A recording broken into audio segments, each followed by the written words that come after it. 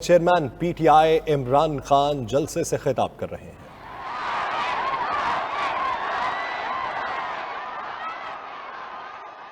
लोटों के जमीर खरीद के इन्होंने जो हमारी हुकूमत कराई, तब से मैं तो अल्लाह की शान देखता हूं, उसका शुक्रिया अदा करता हूं, उसका शुक्र अदा करता हूं कि मैंने वाकई अपनी आंखों के सामने देखा कि वाकई इज्जत देना वाला है और उसकी इजाजत से जिल्लत मिलती है लोगों को। जिन लोगों ने यह समझा था कि एक साजिश के तहत इमरान खान की गवर्नमेंट गिराओ, यहां लोग मिठाइयां बांटेंगे, यहां तो जब गवर्नमेंट जाती है लोग मिठाइयां बांटते हैं, और उनके ज़हन में यह था कि ये जो चोर 30 साल से मुल्क को लूट रहे हैं, जरदारी खानदान और शरीफ खानदान 30 साल से मुल्क को लूट रहे हैं, और इनके साथ मिला हुआ डीजल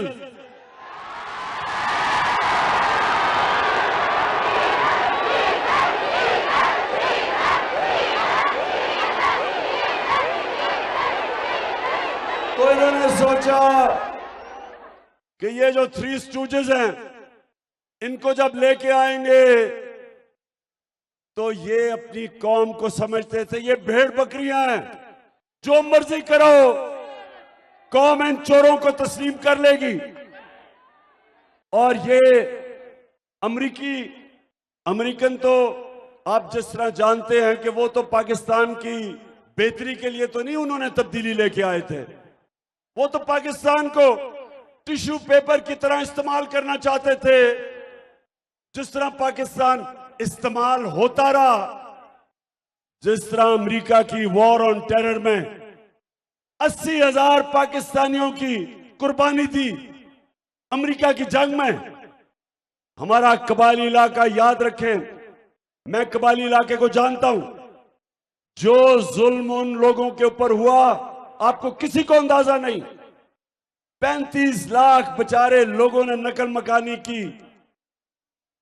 इस मुल्क के अरबों डॉलर इस मुल्क का तबाह हुआ जंग की वजह से।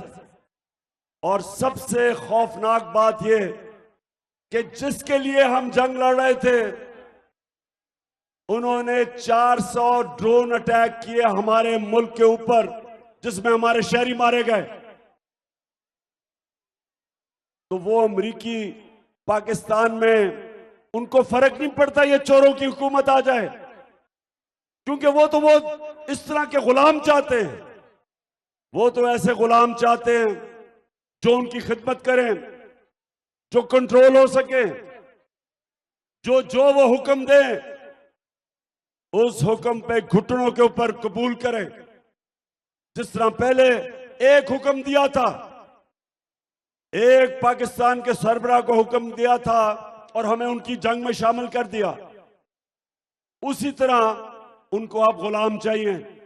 उनको याद था कि जरदारी और नवाज शरीफ जब मुल्क के सरबराह थे तो इन्होंने चुप करके तमाशा देखा जब 400 ड्रोन अटैक किए गए पाकिस्तान पे, जिसमें औरतें बच्चे मारे गए, बूढ़े मारे गए। और एक दफा इन दो गुलामों के मुंह से एक दफा अमेरिका के खिलाफ एक मुजम्मत भी नहीं निकली। ये भी नहीं कह सके कि ये दुनिया के हर एक कानून की खिलाफ वर्जी है कि आप फैसला करें कौन दहशतगर्द है और आप ही मार दें। हमारा एक दहशतगर्द बैठा हुआ है लंदन में 30 साल से,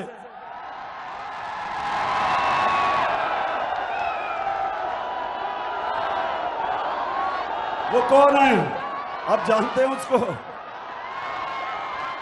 वो जो काली काली एनके पहनता है दिन के वक्त और रात के वक्त, रात को भी काले हनकी पहनता है, वो लंदन में बैठा हुआ है। अभी तक उसने हजारों पाकिस्तानियों को कत्ल करवाया, कराची के लोगों को, कराची की तबाही की। कराची उस वक्त उठ रहा था, दुबई बनने जा रहा था, और उस वक्त वहां कराची की दहशतगर्दी ने 80 की दिहाई में जो जुल्म हुआ कराची के ऊपर और जिस तरह उसने लोग मरवाए, आज लंदन बैठा हुआ है। तो क्या हमें बरतानिया इजाजत देगा कि हम ड्रोन अटैक करके उसको मार दें? नहीं इजाजत देगा। वो कहेगा आपके हमारे कानून के खिलाफ है। वो कहेगा अगर वो दहशतगर्द है तो जाके आप अदालत में जाएं और साबित करें।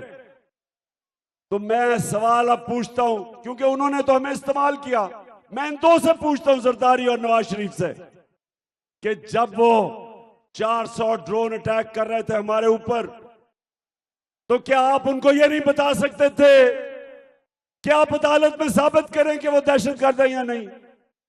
आप नहीं बोल सकते थे। और आप इसलिए नहीं बोल सकते थे कि आप दोनों के चोरी के अरबों डॉलर मगरबी बैंकों में पड़े हुए हैं, उनके ऑफशोर अकाउंट्स में पड़े हुए हैं, और आप हैं पैसे के गुलाम। और आप कभी भी बोलेंगे नहीं, क्योंकि आपको डर था जिस तरह रूसियों के पैसे जब्त कर रहे हैं आपके भी कर लेते।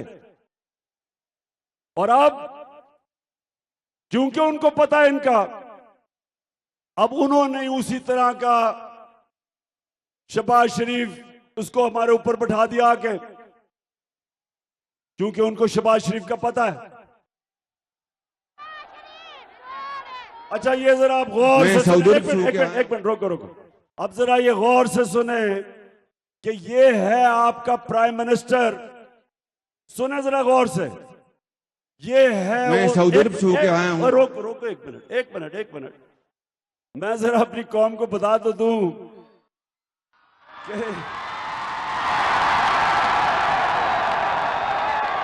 कि वो मुल्क जब बन रहा था तो सारा मुसलमान हिंदुस्तान का नारा उसका था कि पाकिस्तान का मतलब क्या? ला इलाहा इल्लल्लाह, अल्लाह तेरे सिवा किसी के सामने हम हाथ नहीं फैलाते। तो जरा आप सुने, ये जब शहबाज शरीफ प्राइम मिनिस्टर बना तो इसने क्या कहा, सुने आप। मैं सऊदी अरब से होके आया हूँ, मैं यूएई के होके, अभी मैं तुर्की होके आया हूँ, और मैंने उन भाइयों को कहा कि आप हमारे बड़े अजीम भाई हैं, हमेशा आपने हमारी मदद की। और मैंने यही कहा, जब मैं आया हूँ तो आप समझेंगे शायद ये मांगने आया है। मैं मांगने नहीं आया, लेकिन मजबूरी है हमारा। जिस तरह माजी में 75 साल में आपने हमारा हाथ बटाया है, कुछ ऐसा आप हाथ बटा दें। तो मैंने कहा मैं वादा करता हूं कि इंशाअल्लाह हम पूरी कौम हम मिलकर दिन रात मेहनत करेंगे, पसीना कराएंगे, अपने पांव पे खट। हाँ शहबाज शरीफ, और ये कौम तो मेहनत करती है, कौम तो 75 साल से मेहनत कर रही है। हमारे बैरून मुल्क पाकिस्तानी जितने वो मेहनत करते हैं और उनके डॉलरों के ऊपर हमारा मुल्क चलता है, वो तो मेहनत कर रहे हैं। चोरी तुम कर रहे हो, तुम्हारा भाई कर रहा है, जरदारी कर रहा है, तुम्हारे बच्चे कर रहे हैं। चोरी तुम कर रहे हो, मेहनत वो कर रहे हो। हाथ तुम फैला रहे हो, हाथ तुम बाहर फैला रहे हो कि जी मैं भीख मांगने नहीं आया। हाथ आप फैला रहे हैं और जलील सारी कौम को कर रहे हैं। ये खुददार कौम है, गैरतमंद कौम है, अल्लाह में मानने वाली कौम है। और उसका एक ऐसा, जब करप्ट लोगों को मुल्क के सरबराह बनाते हैं तो वो सारी कौम की इज्जत ले जाते हैं। तो इसलिए जंग के मेरे पाकिस्तानियों, अगले इतवार सब तैयारी करो, आपने इनको शिकस्त देनी है। मैं अपनी बहनों को खास तौर पे, आपकी बहुत बड़ी जिम्मेदारी है।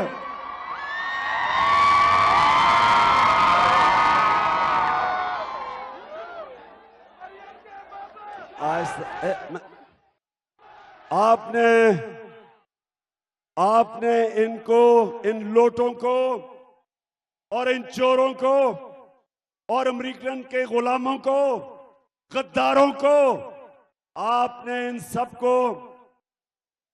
सबको अगली इतवार 17 तारीख पे आपने घरों से निकलना है।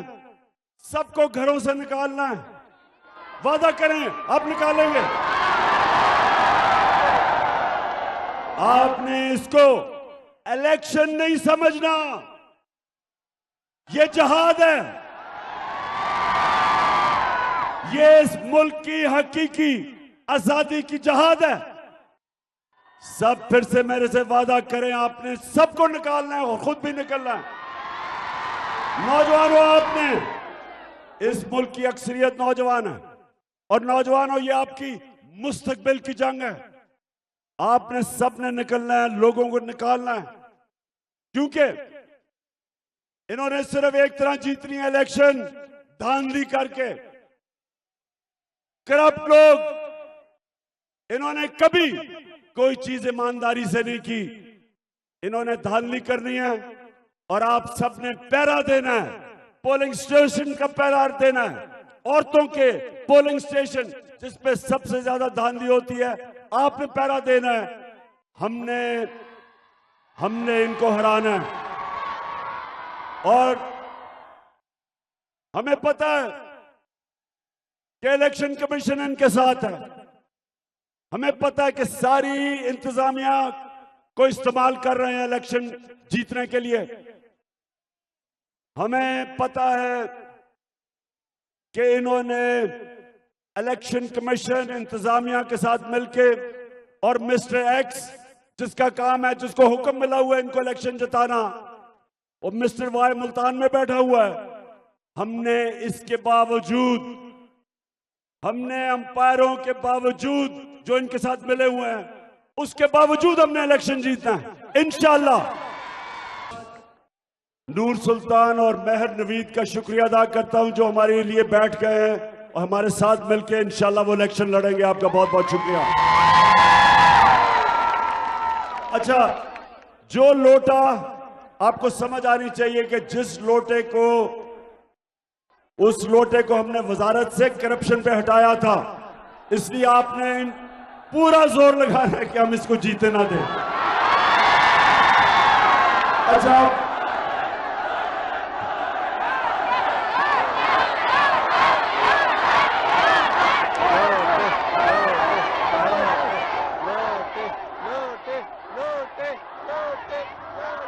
लोटे भी बड़ी किस्मों के होते हैं।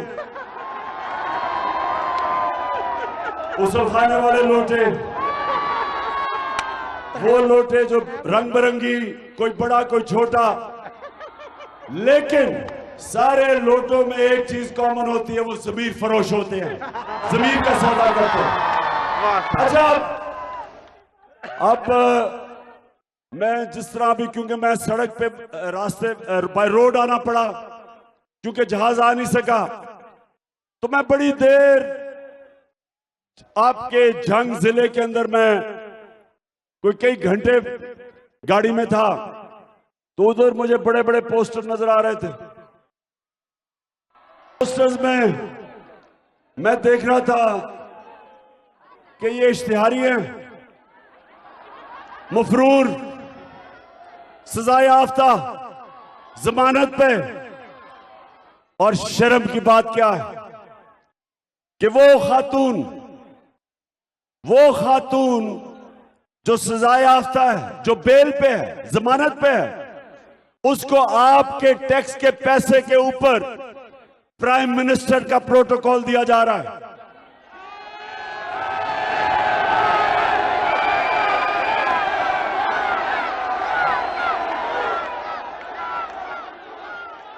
मेरे जंग के बाशऊर शहरियों, ये याद रखें कि मौलाना रूमी ने एक दफा कहा था, उनसे किसी ने पूछा कि मौलाना साहब कौम कैसे मरती है, तो मौलाना रूमी ने कहा, जब एक कौम अच्छे और बुरे की तमीज खत्म करती है, मर जाती है।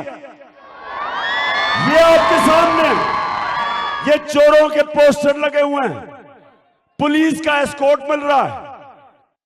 आते साथ ही इन्होंने 1100 अरब रुपया जो इन्होंने चोरी किया हुआ था, जो नैब में था, इन्होंने आते साथ ही असेंबली में नैब की अमेंडमेंट करके आपका 1100 अरब रुपया माफ करवाया है, आपका पैसा। और ये है मुल्क आलमिया कि वो लोग जिनको जेलों में होना चाहिए वो आज असेंबलियों में बैठे हैं। वो प्राइम मिनिस्टर है, उसका बेटा जो कि इन दोनों को सजा मिलनी थी, अंडर ट्रायल थे, इस साजिश के तहत उन लोगों को ऊपर बैठाया गया और इन दोनों को जिनको जेल में जाना था 16 अरब रुपया के FIA में केसेस थे, 16 अरब रुपए के FIA के केसेस, उसमें से बच ही नहीं सकता था ये दोनों बाप शहबाज शरीफ और दोनों बेटे। इनको उस वक्त मुल्क के ऊपर बैठाया गया, शहबाज शरीफ को प्राइम मिनिस्टर बनाया गया और इसका बेटा हमजा कुकड़ी को चीफ मिनिस्टर बनाया गया। और ये शर्म की बात है हमारी सारी कौम के लिए कि हम छोटे छोटे चोरों को मजबूरी में, बेरोजगारी में, बच्चे बीमार हैं, मजबूरी में वो छोटे छोटे चोर चोरी करते हैं। किसी ने भैंस चरा रही, किसी ने साइकिल, मोटरसाइकिल, उनको तो जेलों में डाल देते हैं। तो जो लोग इस मुल्क को लूटते हैं उनको हम बड़े बड़े ओहदों पे बिठा देते हैं, उनको पुलिस के एस्कॉर्ट देते हैं। पुलिस जिनका काम इन चोरों को जेलों में डालना, उनके साथ पुलिस की गाड़ियां फिरती हैं। तो मुझे ये बताएं मेरे पाकिस्तानियों, ये मुल्क आगे कैसे बढ़ सकता है, कैसे मुल्क तरक्की कर सकता है? मैंने दुनिया देखी है और मैंने दुनिया के अंदर वो मुल्क जिन्हों में गुर्बत है वो देखी और वो मुल्क जिधर खुशहाली और अमीर तरीन मुल्क है। एक चीज फर्क करती है गरीब मुल्कों में और अमीर मुल्कों में। अमीर मुल्कों के अंदर कानून होता है, इंसाफ होता है। नबी सल्लल्लाहु अलैहि वसल्लम ने मदीना की रियासत में सबसे पहले इंसाफ कायम किया। फरमाया कि मेरी बेटी भी अगर चोरी करेगी उसको सजा मिलेगी। कहा कि तुम्हारे से पहले बड़ी कौमें तबाह हुई जिधर ताकतवर के लिए एक कानून, यानी वो चोरी करे तो उसको एनआरओ, और कमजोर बेचारा चोरी करे वो जेल में। तब आज से तकरीबन 1500 साल पहले मेरे नबी कह बैठे थे कि अगर तुमने तबाही की तरफ जाना है तो वो करो जो आज पाकिस्तान में हो रहा है कि बड़े बड़े 30 साल से इस मुल्क का जो पैसा चोरी कर रहे थे डाकू, वो आज इख्तिदार में बैठ गए, वो इख्तिदार में बैठे, उनके केसेस माफ हो रहे हैं। वो इलेक्शन धांधली करके सारी इंतजामिया को मिला के, इलेक्शन कमीशन को मिला के, मिस्टर एक्स को मिला के, वाई को मिला के वो इलेक्शन जीतने की तैयारी कर रहे हैं। और केसेस किन पे हो रहे हैं? इमरान खान के ऊपर 16 FIR, मेरे अपने लोगों के ऊपर सारी क्यादत पे FIR, किसी के ऊपर दहशतगर्दी का पर्चा। लोग हमारे निकले 25 मई को, औरतें, फैमिलीज पुरअमन एहतजाज करने के लिए, उनके ऊपर शेलिंग की गई, रबर बुलेट चलाई गई पुलिस ने और रेंजर्स ने। वो लोग जो एक अपना हक इस्तेमाल कर रहे थे कि चोरों को अमरीकी साजिश के तहत हमारे ऊपर बैठाया, वो उसका मुजाहरा कर रहे हैं पुरअमन, और उनके ऊपर हर किस्म का तशद्दुद किया गया। घरों में जाके औरतों को डराया गया। हमारा सोशल मीडिया का जो हेड था, उसकी मां बहनें, उधर 20 लोग घुस गए एजेंसीज के, उसको डराया गया। एजेंसीज के लोगों को, सोशल मीडिया के लोगों को उठाया। वो सहाफी जिनकी इस मुल्क में इज्जत है, दुनिया जानती है कि उनके ज़मीर की कोई कीमत नहीं, वो लिफाफे नहीं लेते। जिस तरह इमरान रियाज, अयाज अमीर, एक इस मुल्क का दानश्वर, 35-40 साल से लोग जानते हैं कि वो अपने ज़मीर के मुताबिक अपने मुल्क की बेहतरी के लिए लिखता है, तनकीद करता है। मेरी उसने बहुत तनकीद की। उसको जिस तरह जलील करने की कोशिश की गई, समी इब्राहिम, उसको जो उन्होंने मार पड़वाने की कोशिश की गई। साबर शाकिर मुल्क से बाहर चला गया, डराया धमकाया। तो ये आज का पाकिस्तान कि आज अपने हकूक के लिए, इंसाफ के लिए जो लोग आवाज बुलंद कर रहे हैं, उनको डराना धमकाना, उनके ऊपर केसेस, FIR, और जो मुल्क के 30 साल से इस मुल्क को लूट रहे हैं। पहले इनकी चोरी जनरल मुशर्रफ ने माफ की, NRO दिया उसने पहली दफा, और फिर 10 साल इन्होंने लूटा मुल्क को, और फिर इनको छूट दी गई, साजिश के तहत हमारे ऊपर बैठाया गया। और अब इलेक्शन धांधली करके पूरी इंतजामिया इनके साथ मिलके और अब फिर हमारे पे मुसल्लत करने की कोशिश कर रहे हैं। मैं आज अपने सारे मैं सबको आज पैगाम दे रहा हूं, थोड़ी खामोशी ऊपर। मैं सबको आज पैगाम दे रहा हूं कि अगर लोगों का इंसाफ ढूंढने के लिए पुरअमन एहतजाज आप रोकेंगे, आप लोगों को इस तरह डराएंगे धमकाएंगे, आप लोगों को इंतशार की तरफ धकेल रहे हैं। और मैं सबको याद कराना चाहता हूं जो श्रीलंका में हुआ है, वहां भी एक खानदान बैठा हुआ था 20 साल से, वो भी पैसे चोरी करके पैसा बाहर भेज रहा था। उन्होंने भी श्रीलंका को मकरूज करके और खुद अरबोपति बन गए। जिस तरह ये हमारे 2 डाकू खानदान हैं जो 32 साल से इक्तदार में बैठे हैं।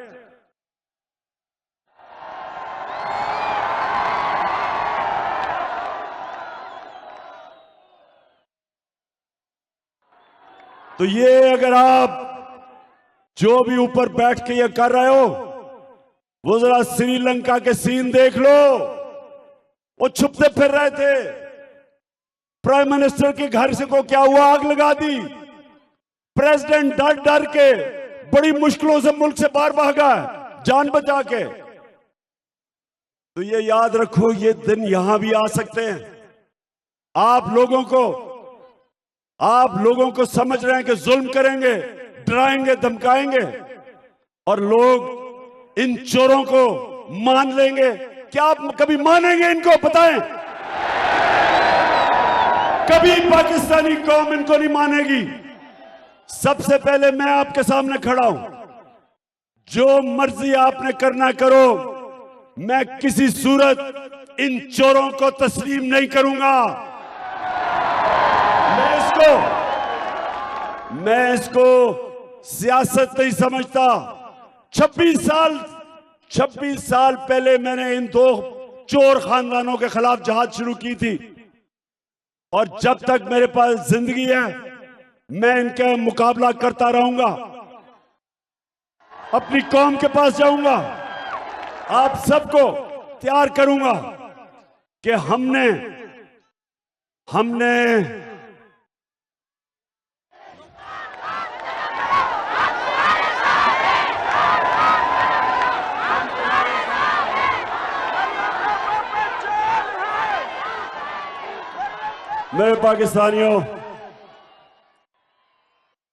मेरे पाकिस्तानियों, एक चीज आपने नहीं भूलनी, एक चीज आपने नहीं भूलनी कि आपने अल्लाह के सामने वादा किया हुआ है। आप जब भी मुसलमान बनता है तो वो एक वादा करता है अल्लाह से, ला इलाहा इल्लल्लाह मोहम्मद रसूल अल्लाह, के अल्लाह मैं तेरे अलावा किसी के सामने नहीं झुकूंगा। तो मेरे पाकिस्तानियों ये याद रखो, हमें बचपन में गलतफहमी डाली हुई थी कि शिर्क सिर्फ मूर्तियों के सामने झुकने को कहते हैं, कि शिर्क सिर्फ पत्थर के बुतों के सामने झुकने को शिर्क कहते हैं। शिर्क जब भी किसी भी किस्म के बुत, चाहे वो पैसे का बुत हो जो सबसे बड़ा बुत है जिसकी पूजा करते हैं ये शरीफ और जरदारी खानदान, इनका जो बुत है, इनका पैसा पड़ा हुआ है मुल्क से बाहर अरबों डॉलर, उसके लिए, उस बुत की पूजा करने के लिए ये पाकिस्तान के नजरिए को कुर्बान करने के लिए तैयार हैं। ये कश्मीरियों की कुर्बानियों को दफन करने के लिए तैयार हैं। ये इस्राइल को कबूल करने के लिए, रिकॉग्नाइज करने के लिए तैयार हैं।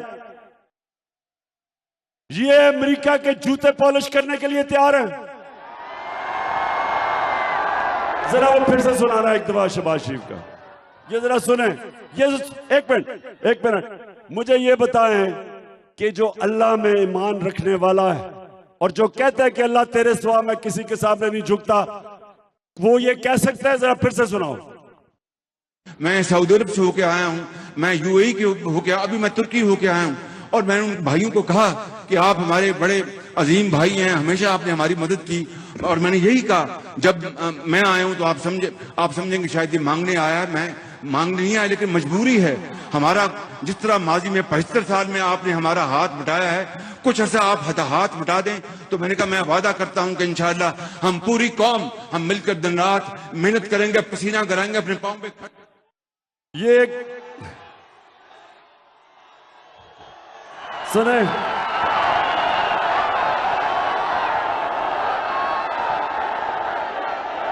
मैं बस मैं ज्यादा शेर तो नहीं पढ़ता, लेकिन एक शेर जो हमेशा जब मैं इसको सुनता हूं तो मेरे ज़हन में आता है कि बुतों से तुझे उम्मीदें, बुतों से तुझे उम्मीदें, खुदा से ना उम्मीदी। बता तो सही और काफरी क्या है, कि मैं भीख तो नहीं मांगने आया, हमें बचा लो, हम तो मर रहे हैं। 75 साल से जी आप हमें पैसे दे रहे हैं, शर्म आनी चाहिए। ये वो कौम है जो ला इलाहा इल्लल्लाह पे बनी थी, और ये है उसका एक करप्ट हुक्मरान जिसको मुसल्लत किया गया, जिसको जेलों में होना चाहिए था उसको ऊपर बैठाया गया। और जिन्होंने भी पीछे से बैठाया वो समझते थे ये बहुत बड़ा कोई जीनियस है, कोई अफलातून है, वो वाकई समझते थे कि जो इश्तिहारों के अंदर हर दूसरे दिन इसका और इसका भाई का इश्तिहार आता था, सारी तरक्की इश्तिहारों में थी, सारी डेवलपमेंट इश्तिहारों में थी, तो वो नादान गलती से समझ बैठे कि ये आएगा तो एक मुल्क तब्दील हो जाएगा। तब्दील वाकई हो गया, महंगाई आसमानों में पहुंच गई। डीजल और पेट्रोल, यानी पेट्रोल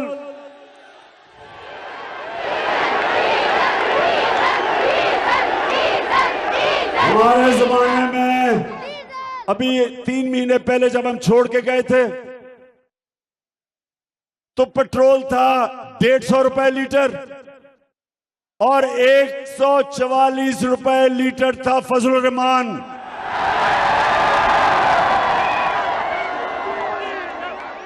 130 रुपए इन्होंने फजलुर रहमान की कीमत ऊपर की और 100 रुपए लीटर पेट्रोल की कीमत ऊपर की।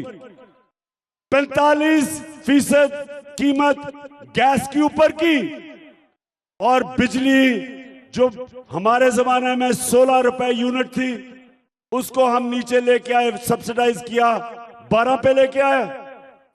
आज बिजली की कीमत 32 से 36 रुपए यूनिट है।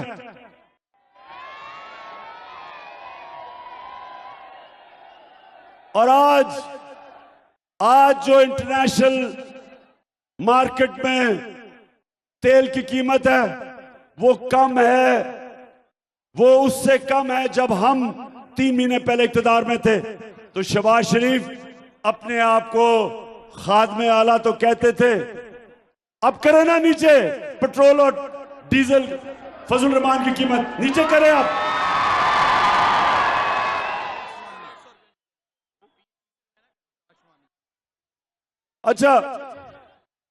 अच्छा सुने तो सही। हाँ, मुर्गी की या कुकड़ी ने मुर्गी की कीमत दुगनी करवा दी। ईद पे थोड़ी नीचे आई है और अंडे की कीमत 36% बढ़ा दी, उसकी बिजनेस है। तो मेरे पाकिस्तानियों सुने जरा, ये मुझे बताएं कि ये लोग जब आए थे तो इन्होंने कहा कि बड़ी महंगाई कर दी इमरान खान ने। आज महंगाई देखें, आज जो महंगाई इन्होंने पाकिस्तान में की है, तारीखी महंगाई की है। और माइशत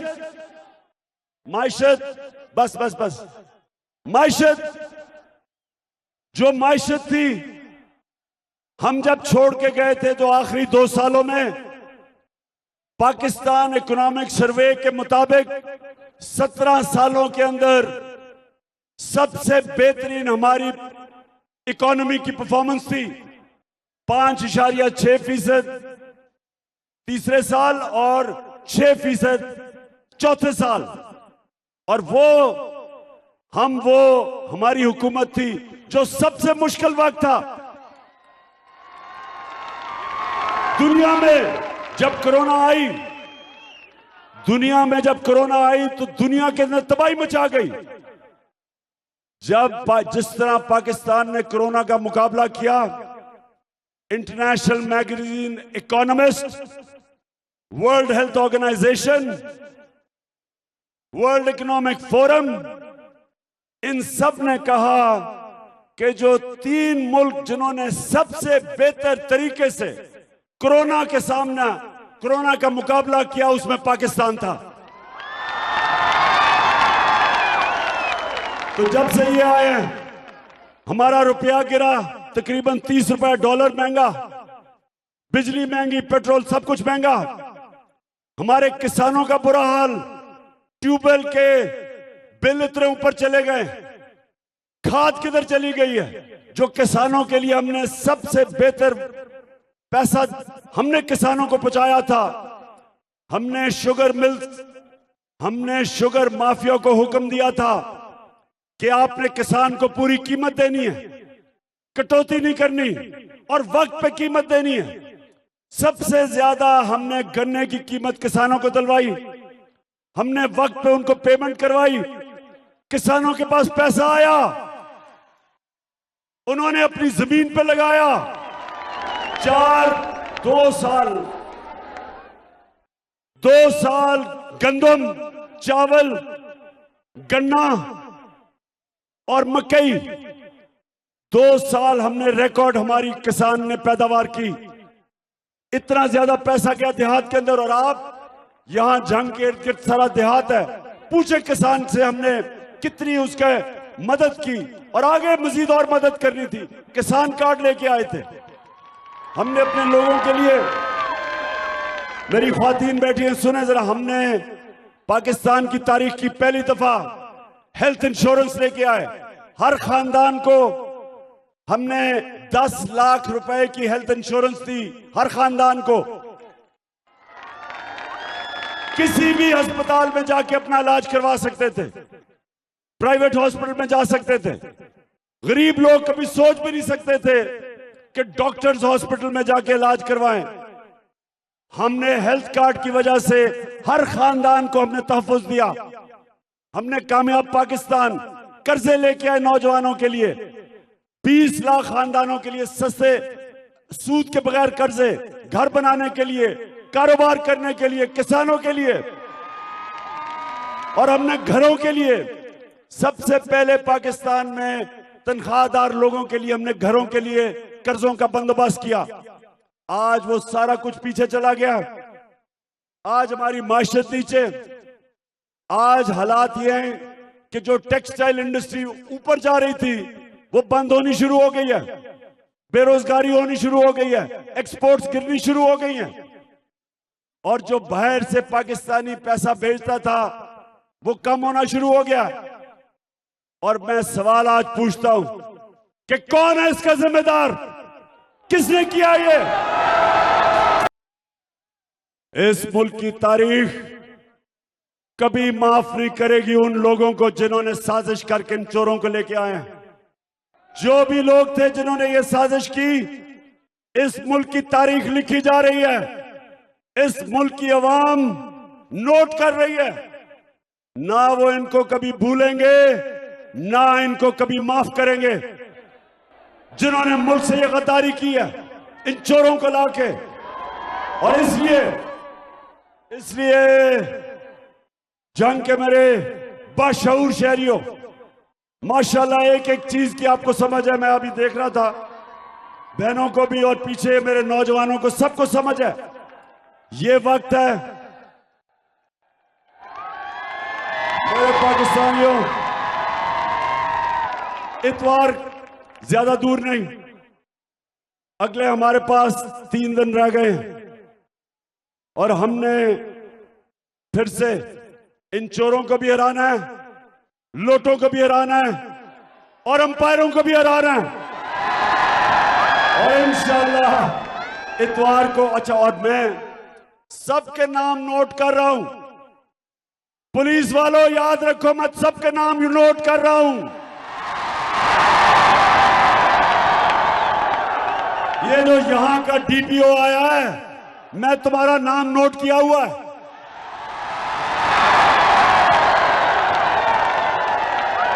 गैर कानूनी चीज जो तुम कर रहे हो, जो तुम इनको जिताने की कोशिश कर रहे हो, याद रखो सुप्रीम कोर्ट का ऑर्डर है। सुप्रीम कोर्ट ने जब इस कुकड़ी को वजीर आला बनाया था, गैर कानूनी था, ये गैर आईनी था, लेकिन उन्होंने जब इसको कहा कि जी मजबूरियां बना देते हैं, तो साथ उन्होंने ये कहा था कि किसी किस्म की इलेक्शन में मुदाखलत नहीं होगी। और हमारे सामने हर रोज मुदाखलत हो रही है, क्योंकि ये शरीफ खानदान, तो मैं फिर से कहता हूं, जिंदगी में इन्होंने ईमानदारी से कोई काम नहीं किया। इन्होंने करनी है धांधली, और सुप्रीम कोर्ट, हम आपको कह रहे थे तब भी कि इन्होंने धांधली करनी है, इंतजामिया का इस्तेमाल करना है, पुलिस का इस्तेमाल करना है। तो इंतजामिया के लोग और पुलिस, जो भी इस इलेक्शन में, और इलेक्शन कमीशन के लोग, जो भी इस इलेक्शन के अंदर गैर कानूनी काम करोगे, याद रखो कि ज्यादा दूर नहीं है 17 तारीख।